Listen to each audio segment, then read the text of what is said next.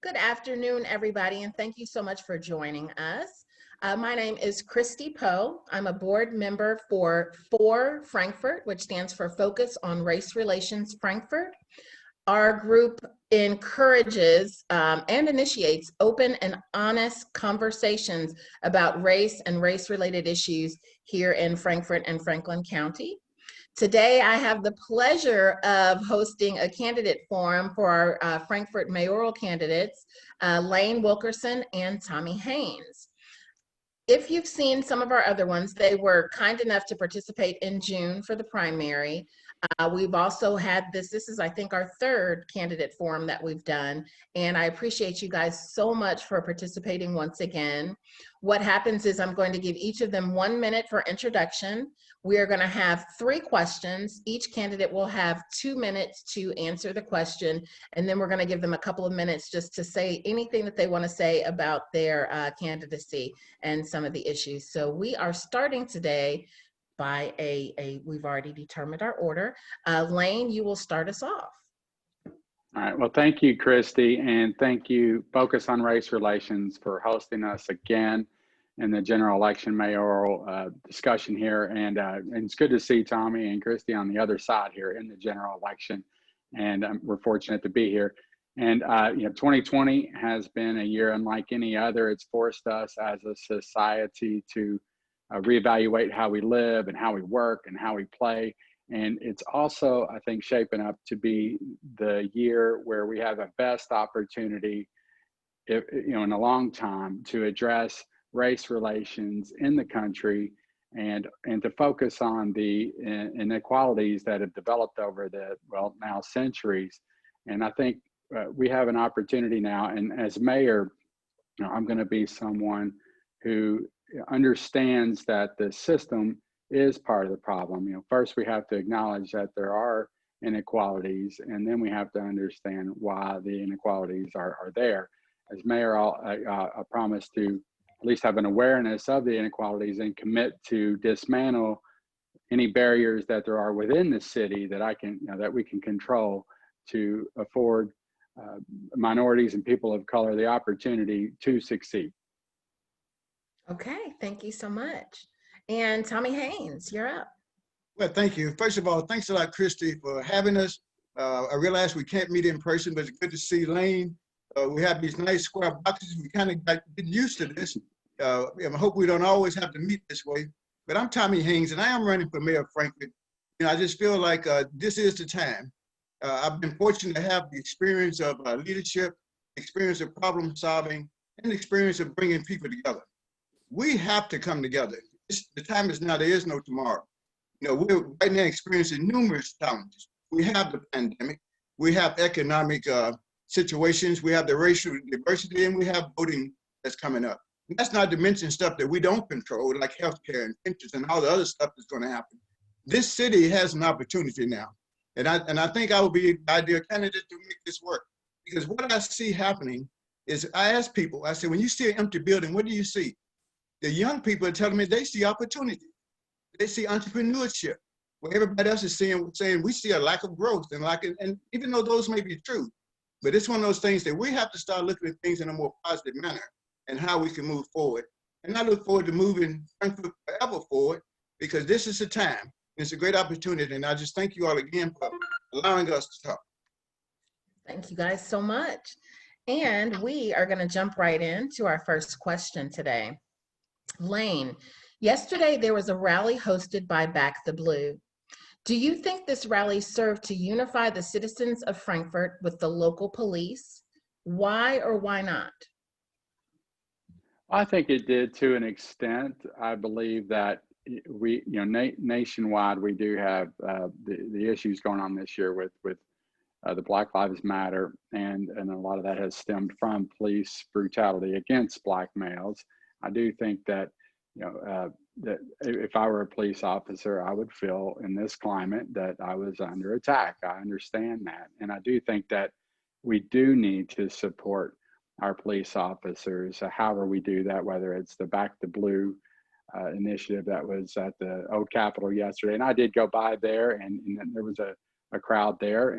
But I will say, I don't know, I don't know if everyone in the community was there. So, if the question is, did it unite the entire community? I'm not sure about that, but it did serve a purpose to show support to the police officers, because I do believe that we need to support our police.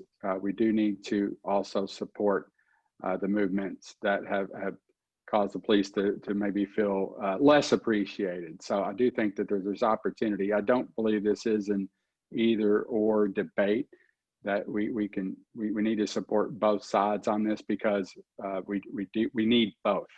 And that's my position. I think that police are important. We need to support them, but I also know that we need to support the Black Lives Matter movement, which is the reason for the Back to Blue rally yesterday. Okay, thank you so much. And excuse me, Tommy, we'll ask you the same question. Yesterday, there was a rally hosted by Back the Blue. Do you think this rally served to unify the citizens of Frankfort with the local police? Why or why not? Yes, I think it definitely it's showing support, because it's understandable that the law enforcement is under attack, and is under attack in some cases for a reason. But I have to say, most of the time when I talk to people in anything, because I try to say the same thing over and over again, because that's what I believe. 98% of law enforcement is trying to do the right thing, and that's to serve and protect. But that 2% can kill you. You can't have other people standing around if that 2% is acting up and out of control. And it's one of those that, we've been very fortunate here in Frankfort that we have had chief of police and even the sheriff has gotten involved in others, that they actually rallied together when we've had marches here at the Capitol. It's one of those, I looked up the Back to Blue. I didn't know what the questions and stuff would be, but I just looked at different websites. I was surprised at the policemen that have been killed, of course, in shooting. They had more in accidents. And if you look at them now, more in COVID. A lot of them have perished in COVID. And I would never have thought that, because even though they're front line, we think primarily of the medics and that side of coming up. And I think, we have to work together as Black Lives Matter, because it's one of those, you can't say all lives matter if there's a question mark that if Black Lives Matter, because there's been more emphasis or more numerical things happening in our United States, and especially here locally, in Louisville. When it comes that close to home, it doesn't matter what color you are, something is wrong. And the way we can fix it here, we make sure, one, it doesn't come here, but we have to make people aware of it, educate them, and we've got to work together as a team. Thank you. Okay, thank you both so much. Next question, and Tommy, you'll take this one first. Please give me an example of systemic racism here in Frankfort. Okay, and this is going to sound kind of odd, but just the arrest that happened. I've seen people, and they look at the report, it's kind of odd. It seems like the Black people that get pulled over, they get a ticket. Many of my white friends would tell me, say, well, I got pulled over, but I talked to them and I got a warning. I was just at a meeting yesterday down at one of the local churches, and it was a group there, and the white lady gave me a nice example, and I didn't even know anything about this question, but she said she was unemployed and she went to banking to get a loan. This Black lady was employed, wasn't making a lot of money, but she was not given a loan. And she said, now I got one and I don't have any money, and she didn't get one. Now, later on, when they brought that up to the person, when they bumped it up, that person got a loan, even though it was lesser than the person that didn't have a job. That's right here in Frankfort. I would not have known that unless somebody had told me, because, fortunately, we don't see the outward stuff. It is the stuff that happens under the surface. And sometimes that's where you get down to the root of the problems. If you get down to the root, you actually start stamping out some stuff. Otherwise, you just patchwork.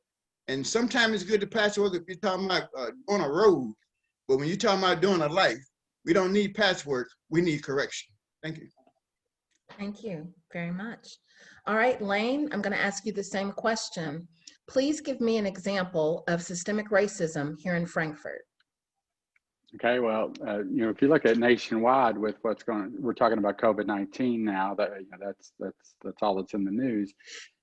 We see that COVID-19 is affecting minorities a lot harder than it is the white Americans, and that's primarily, that's part of systemic racism right there.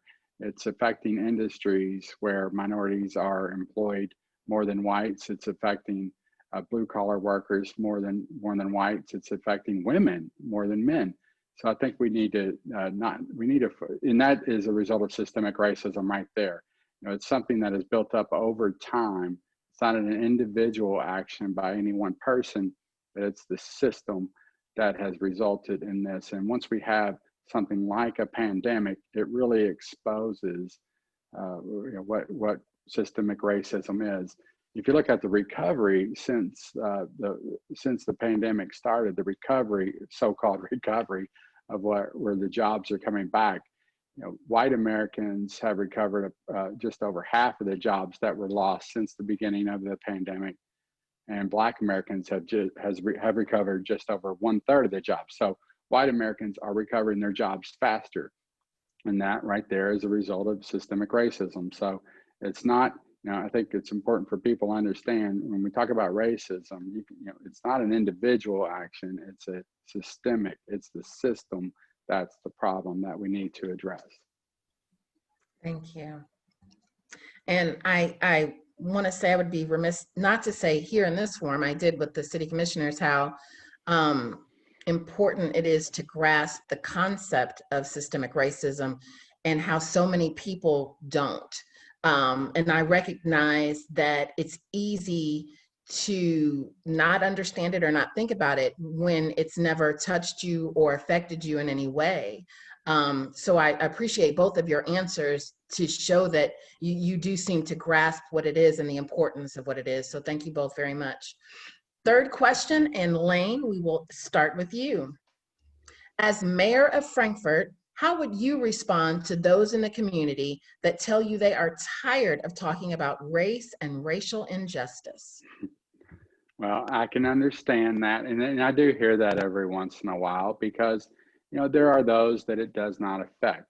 And I would say that if you're tired of hearing about it this year in 2020, where it's been more prominent, just imagine how tired that those who have to deal with it daily are of dealing with it. So, there are those of us like myself who grew up in a white, I'm white. I grew up in a white America and I've had advantages that others haven't.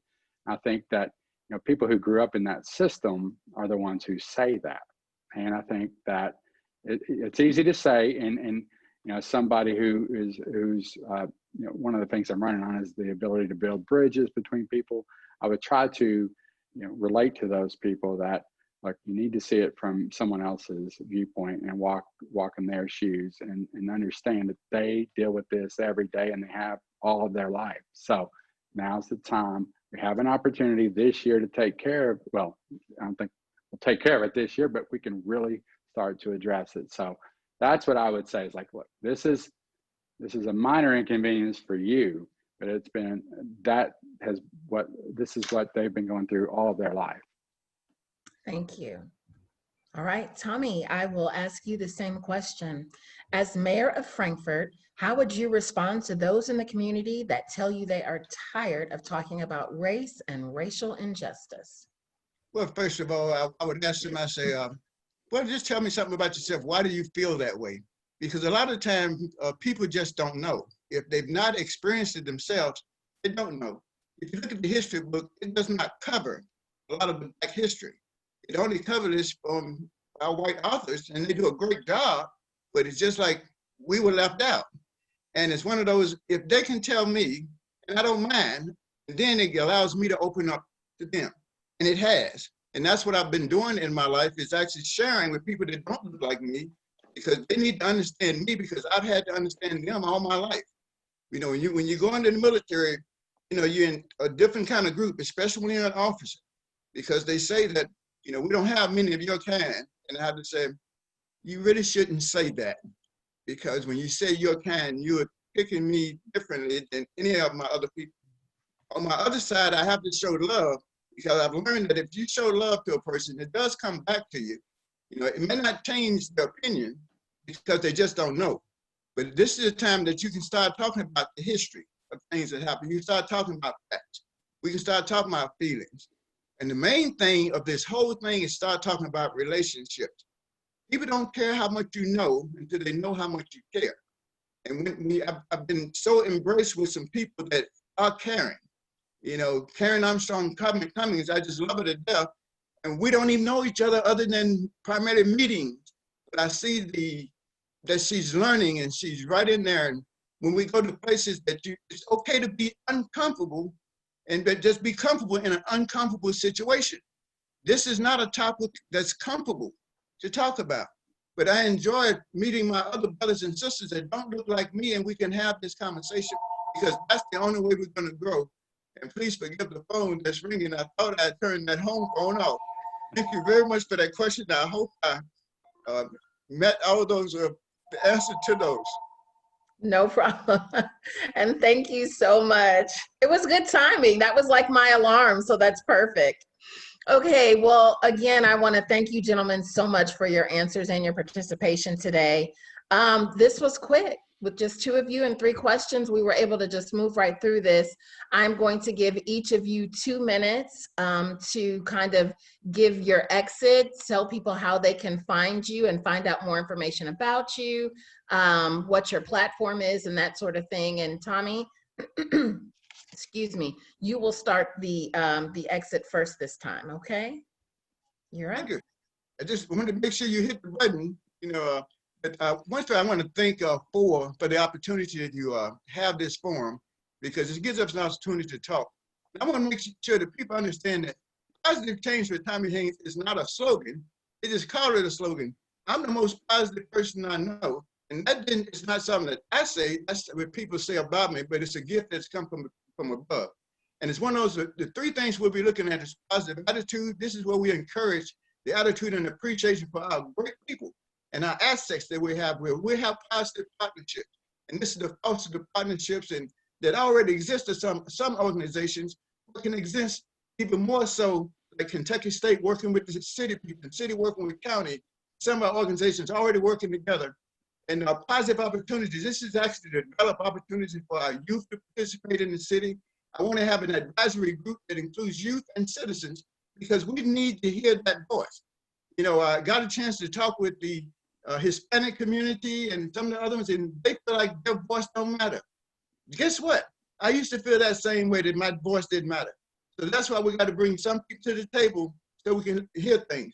I'm a trained leader. My master's degree is in counseling. I'm a trained problem solver. You know, I've got the training from organization dynamic in corporations. It goes to the process of FADE, focus, analyze, develop, and execute. I just think that this is the time, and the time is now. If you want to know more about me, you can go to TommyHaynesForMayor.com. God bless you all. Have a great day. Thank you, Kristen. All right, thank you so much. And Lane, we are ending this evening with you. Go ahead. All right, well, thanks again, Christy, and thanks to for having us together again. And I just want to say that, again, I am going to be a mayor who is mindful of the systemic racism that has been here in our country over the years. And within our city, I'm going to do all of that I can to eliminate the barriers so that we can have opportunities for everyone, regardless of color. And also, I want to focus on our youth as well. We do need to provide opportunities for our youth so that, you know, we're going into a new global, right now with remote work, we need to train our youth to participate in this new global, I guess, e-commerce system that we're going into now. I want to say also that besides we need to have a citywide revitalization as well. We need to focus also on getting through this COVID-19 recovery. I think that's right now, of course, first and foremost. We need to make sure that the city budget is, we need to mind our city finances. We need to make sure that we get through this with as minimal damage to our city as possible. we need to also make sure that we have someone who can build bridges between all groups and all individuals, and just make sure that Frankfort celebrates its differences and looks at that as an asset so that we can become, you know, the Commonwealth's shining city that everybody would want to move to. All right. And where can people find you? LayneWilkerson.com to learn more, and that's spelled Layne Wilkerson. Thank you, Christy. All right. Well, gentlemen, again, thank you. I want to tell everyone watching, this takes a lot of bravery for them to agree to have these types of conversations with us. Our forums are a little different because we only focus on race-related issues in Frankfort and Franklin County and how that's affecting our community. So it's a little different than what some of the other debates or forums may have highlighted. And they're difficult conversations, but that's exactly what Focus on Race Relations is about. We encourage open and honest communication about those difficult topics. So guys, thank you once again for having that conversation with us. If you don't mind, hold the line. I'm gonna end the recording, but I wanna speak with you guys and just thank you again. So thanks everybody. Have a wonderful rest of your evening. Bye-bye. Bye. Bye. Thank you.